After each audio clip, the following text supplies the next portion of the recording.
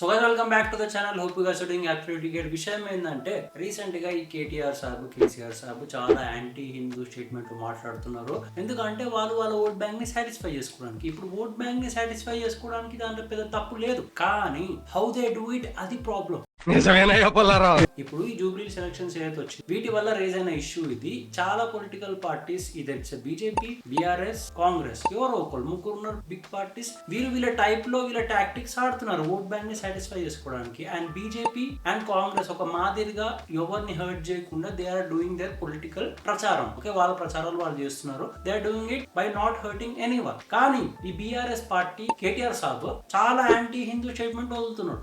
వీళ్ళు రియలైజ్ అవ్వాల్సిన main part ఏంటంటే హైదరాబాద్ లోనే ముస్లిం పాపులేషన్ ఉంది, బట్ బేసిక్ గా వీళ్ళు ఇచ్చే స్టేట్మెంట్ ఓవరాల్ తెలంగాణలో ఉన్న హిందూస్ అందరు హర్ట్ అవుతున్నారు. అది రియలైజ్ కాకుండా మాకు జూబ్లీస్ గెలుస్తే చాలు అని చెప్పి లిమిట్స్ క్రాస్ అయ్యి అడ్డదిడ్డంగా మాట్లాడారు కేసీఆర్ అండ్ కేటీఆర్. సో వీళ్ళ స్టేట్మెంట్లు వింటూ వీళ్ళ కౌంటర్ ఇస్తూ లెట్స్ స్టార్ట్ ది వీడియో.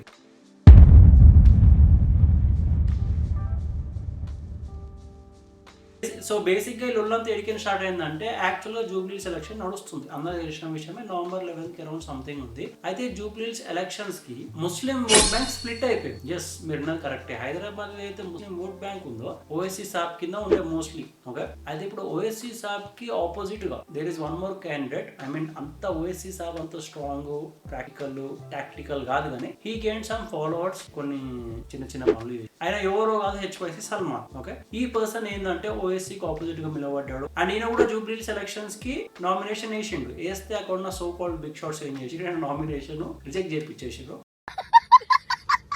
ఆయన ఏమంటాడంటే నన్ను without any valid reason reject చేసి అని చెప్పి ఆయన మొత్తుకుంటాడు. బట్ ఏంటంటే ఇక బిగ్ షాట్స్ ఉన్నప్పుడు ఆబ్వియస్లీ ఇలాంటి గేమ్స్ టాక్టిక్స్ నడుస్తాయి. అండ్ అక్కడ ఈయన ఆపోజిట్ నిలబడ్డది కూడా ఎవరు ఓఎస్సీ. సో ఆయన రిజెక్ట్ చేసారు. ఇప్పుడు ఏమైపోయిందంటే ముస్లిం ఓట్ బ్యాంక్ ఓఎస్సీకి ఉన్న ఫాలోయింగ్ ఉంది, బట్ కొంతమంది ముస్లిం ఓట్ బ్యాంక్ పాపులేషన్ ఫాలోయింగ్ ఈయన కూడా ఉంది, హెచ్వైసీ సల్మాన్ కి. ఓకే, అండ్ ఇప్పుడు ఓఎస్సీ ఏమో కాంగ్రెస్ కి సపోర్ట్ గా నిలబడ్డాడు. మరి ఇప్పుడు బీఆర్ఎస్ జూబ్లీస్ కాన్స్టిట్యూషన్ లో గెలవాలంటే ఓట్ బ్యాంక్ కావాలి కదా. సో ఆ ఓట్ బ్యాంక్ కోసము ఈ హెచ్వైసీ సల్మాన్ ఈ క్యాండిడేట్ ని యూజ్ చేసుకుంది. బేసిక్ గా యూజ్ చేసుకునే అవసరం లేదు, అంత అవసరం కూడా పడదు బీఆర్ఎస్ కి, బట్ యూజ్ చేసుకుంటారు. ఎందుకు అంటే ఎక్కడ కూడా ఛాన్స్ వదలొద్దు, ఎలక్షన్స్ ఓడిపోయేది అని చెప్పేసి చేసిన టాక్టిక్. అయితే ఇప్పుడు ముస్లిం ఓట్ బ్యాంక్ లో కొంచెం కాంగ్రెస్ తీసుకుంది, కొంచెం బీఆర్ఎస్ తీసుకుంది. ఇప్పుడు బీఆర్ఎస్ ఓట్ బ్యాంక్ తీసుకుంది. ఇప్పుడు ఆ ఓట్ బ్యాంక్ ని హ్యాపీ చేయాలి కదా, సమ్ స్టేట్మెంట్లు ఏదో ఒకటి హామీలు ప్రామిస్లు ఇచ్చి. సో ఆ ప్రామిస్లు ఇచ్చే ప్రాసెస్ లోనే యాంటీ హిందూ స్టేట్మెంట్లు గట్టిగా వచ్చినాయి కేటీఆర్ సాబ్. ఇప్పుడు వినిపిస్తుంటా. Let's start the video. मैं जीते तो क्या बनाता है तुम्हारी बात।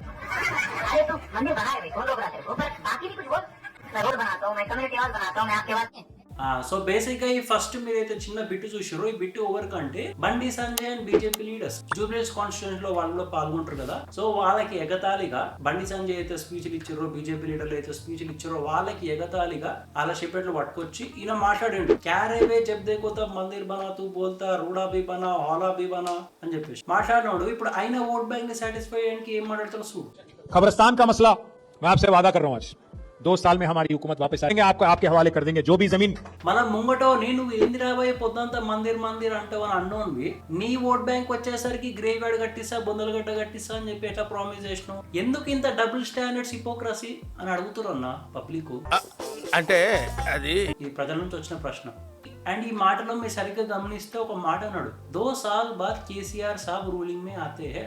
2 साल में हमारी हुकूमत वापस आए। అంటే రూలింగ్ లోకి వస్తే అప్పుడు ల్యాండ్ అలొకేట్ చేస్తారు, లేకపోతే అంటే ఎస్. అండ్ నిజంగా 2 years తర్వాత కేసీఆర్ సాబ్ వస్తారు, ప్రజలు బాగా ప్రేమిస్తున్నారు, ఆయనకు సపోర్ట్ చేస్తారా అని చెప్పి అంటే ప్రజలు ఏమంటారు అంటే sheep distribution scam, Rythu Bandhu scam, తెలంగాణలో మల్టిపుల్ ప్లేసెస్ లో ల్యాండ్ గ్రాబింగ్, కాళేశ్వరం ప్రాజెక్ట్, ఇక మళ్ళీ paper scam, liquor scam, government land scam.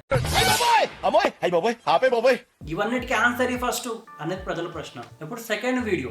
125 ఎకరాలు ముస్లింలకి క్రిస్టియన్లకి శ్మశాన వాటికల కోసం 2022లోనే కేటాయించింది బీఆర్ఎస్ ప్రభుత్వం. ఎంత గొప్పగా చెప్తున్నాడు. 2500 గజాలు ఇచ్చి మేమేదో చేసినాము అని చెప్తే సిగ్గుచేయి. ఎందుకంటే హైదరాబాద్ లో స్థలాలు లేవు, రెండోది స్థలం ఉన్న స్థలంలో వివాదాలు. అంటే కేటీఆర్ సాబ్ ఇప్పుడు పబ్లిక్ ఏమంటారు అంటే 125 ఎకర్లు ఏడికి వచ్చినాయి అంటే ఎవరి ల్యాండ్ అది అట్టెట్లు ఇస్తారు అని అడుగుతున్నారు. ఇప్పుడు హైదరాబాద్ జాగాలు లేవని కూడా చెప్పబట్టి నువ్వే, ఎందుకంటే హైదరాబాద్ లో స్థలాలు లేవు.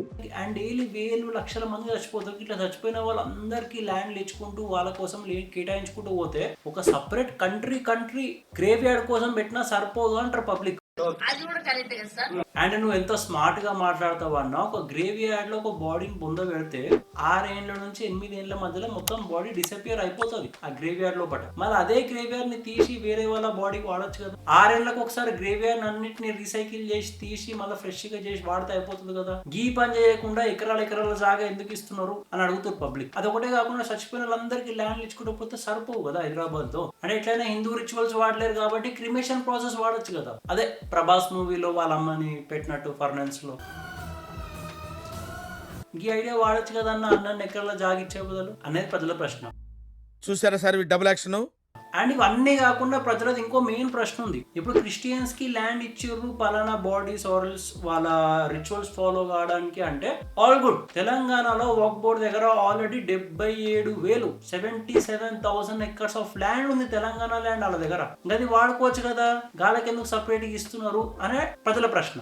అండ్ ఇప్పుడు కేటీఆర్ సాబ్ డైలాగ్ లా కాదు, కేసీఆర్ సాబ్ డైలాగ్ కూడా ఇనుర్రి. ఎందుకంటే రామ జన్మభూమి, రావణ జన్మభూమి, శ్రీకృష్ణ జన్మభూమి, కంస జన్మభూమి, సూర్యదేవ జన్మభూమి, సత్యభామ జన్మభూమి, శూర్పణఖ జన్మభూమి, ఈ పంచాయతీ రాజకీయ బాధ్యత. అండ్ కేసీఆర్ సాబ్ ఇప్పుడు మీరు ఎగతాళి చేసినా సరే ఓకే, రామ్ జన్మభూమి, కంస జన్మ, శూర్పణఖ జన్మభూమి అన్నారు కదా. ఇప్పుడు మీరు రాక్షసుల పేర్లు ఎత్తి రాముతో కంపేర్ చేస్తే అది మంచిది కాదు. That will hurt Hindu feeling. And రామాయణము ఇదంతా మన హిస్టరీ సార్, అది మన హిస్టరీ. అది ఒప్పుకున్నా మన హిస్టరీ అది ఓకే. అండ్ ఇప్పుడు హిస్టరీని కాపాడుకోవడానికి రిజర్వ్ చేసుకోవడానికి ల్యాండ్లు కేటాయించకపోతే హిస్టరీని ఖరాబ్ చేసి డిస్ట్రాయ్ చేయడానికి వచ్చినోనికి ల్యాండ్లు ఇస్తారా మరా? అంటే మీరు ఇస్తారేమో మళ్ళీ మీ ఓట్ బ్యాంక్ ని సాటిస్ఫై చేసుకోవడానికి Aurangzeb grave yard, Ghazni grave yard, Khilji grave yard ఇస్తారేమో ఫ్యూచర్ లో. మీరు మీ మాటలు చూసి అట్లనే అనిపిస్తుంది అని ప్రజలు అనుకుంటారు. అండ్ అయ్యా కొడుకులు సడన్ గా ఇంత యాంటీ హిందూ అయ్యేసరికి ప్రజలకు డౌట్ వస్తుంది. Nizam is our king, it is our history. Nizam is our king అంటే నేను ఆనెస్ట్ చెప్తున్నా కేసీఆర్ సాబ్, మొత్తం తెలంగాణలో నేను ఉట్టి పెరిగిన 28 సంవత్సరాలు నువ్వు ఏ తెలంగాణ పర్సన్ ని ఇంత గొప్పగా ఇంత ప్రౌడ్ గా నిజాం ఈజ్ అవర్ కింగ్ అని చెప్పుకోగా నేను చూడలే ఆనెస్ట్ అంటే వేరే వర్గం వాళ్ళు చెప్పుకోని ఉండొచ్చు, బట్ హిందువులు ఎవరు గానీ నిజాం ఈజ్ అవర్ కింగ్ అని ఇంత ప్రౌడ్ గా చెప్పుకునే వాళ్ళని ఇప్పుడు చూడలేదు మిమ్మల్ని తప్ప. జై శ్రీరామ్ అనే నినాదం కడుపు నింపాలి. మరి ఇప్పుడు జై శ్రీరామ్ అంటే ఆ కడుపు నింపకపోతే మళ్ళీ ఏమనాలి? 15 మినిట్ అంటే కడుపు నింపుతుందా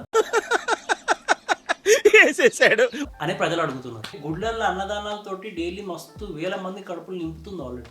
సో ఇప్పుడు టు ద పాయింట్ ఓవరాల్ గా మాట్లాడుకోవాలంటే వీళ్ళందరూ ఏంటంటే వీళ్ళ ఓట్ బ్యాంక్ ని సాటిస్ఫై చేయడానికి మాట్లాడే మాటలకి. ఓట్ బ్యాంక్ ని సాటిస్ఫై అంటే నువ్వు చేసుకో ఒక లెక్కకి, ఒక మాదిరికి నువ్వు ఎంత మాట్లాడాలో నువ్వు ఇంకో పొలిటికల్ లీడర్ మీద మాట్లాడుకో, ఇంకో పొలిటికల్ లీడర్ ని క్రిటిసైజ్ చేసుకో, ఆర్ఎల్స్ పబ్లిక్ ని నేను అది ఇస్తా ఎన్ని హామీలైనా చేసుకో. కానీ మీరు ఇచ్చే స్టేట్మెంట్లు కంప్లీట్ యాంటీ హిందూ. అర్థమైపోతుంది పబ్లిక్లీ. ఫ్యూచర్ లో మీరు గెలిపిస్తే ఏమవుతుందో, దేశం డెవలప్ అవుతుందా? ఎస్. అండ్ ఇప్పుడు హిందువులను తొక్కడానికి ఎంతమంది రెడీగా ఉన్నారు చుట్టుముట్టు చూస్తున్నారు. అండ్ వాళ్ళకి సపోర్టివ్ గా పొలిటికల్ పార్టీస్ కూడా అదే రేంజ్ ఆఫ్ అపీస్మెంట్ పాలిటిక్స్ ఆడుతున్నాయి. సో ఇలాంటి పార్టీలకు దండం పెట్టి ఓకే దేశాన్ని డెవలప్ చేయి, హిందువులని సేఫ్ గా చూడు అనే పార్టీకి ఓట్ వేయడం మర్చిపెట్టు. రేపటి రోజు నువ్వు బతకాలంటే ఓకే. సో అది matter. Hope you guys like this video. Please make sure like, share, subscribe and thanks for watching. మళ్ళీ వస్తాం నెక్స్ట్ వీడియోలో. Until then bye bye, take care.